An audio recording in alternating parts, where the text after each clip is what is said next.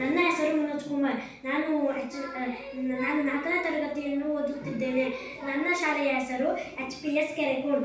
ನಾನು ಇನ್ನೊಂದು ಸರಳ ಪ್ರಯೋಗವನ್ನು ಮಾಡುತ್ತಿದ್ದೇನೆ.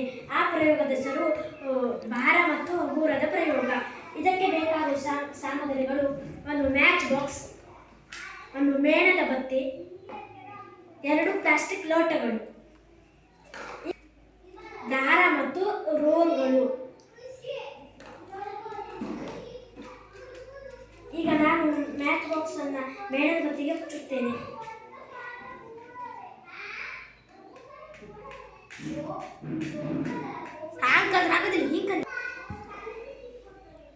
ಈಗ ನಾನು ಈ ಪ್ಲಾಸ್ಟಿಕ್ ಲೋಟವನ್ನು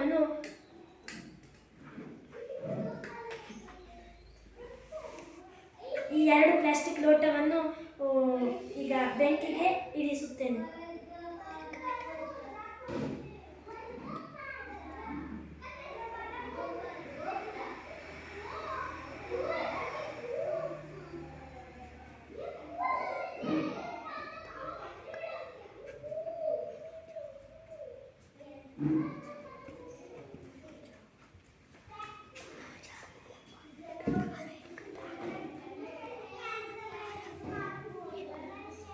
ಇದು ಡೈರಿ